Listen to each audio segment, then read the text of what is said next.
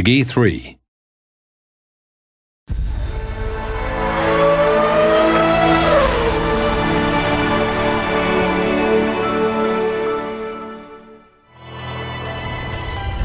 Welcome to the second developer diary for F1 2011.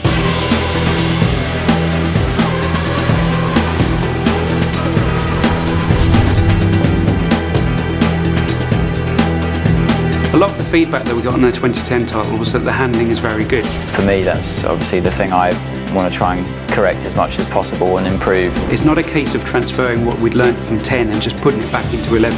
The suspension has changed completely. The aero's been updated. You can feel more involved with the car now. So the fundamental race experience is different now for qualifying than it is for the race. Qualifying's about those golden 2 laps, getting it right, hanging the car out there, really pushing it, really attacking the curbs, which you couldn't do last year. You can in 11. If you see a driver locking up under braking and smoke coming off the tyres, you can do that in the game. You've got a lot more mechanical grip basically available to you, and you can feel that in the slow speed corners.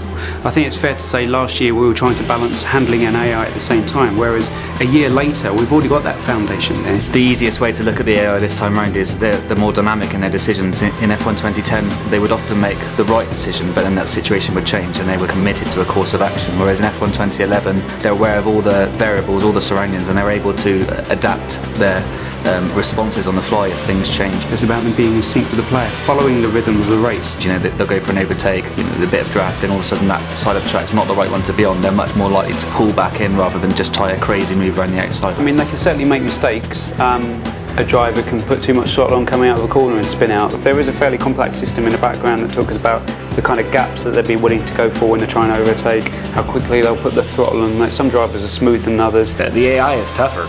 It's a lot more realistic. You're fighting with them a lot more. They're faster. It's a lot of fun. The handling's much better than last year. There's a lot more control than there used to be with the oversteer and the understeer. You can really feel the car and also save it if you get a bit of a moment. So now you can race nose to tail at such extreme speeds. It really brings the race alive. As each incarnation of the game comes along, you see big steps, and we've definitely seen a big step in this one.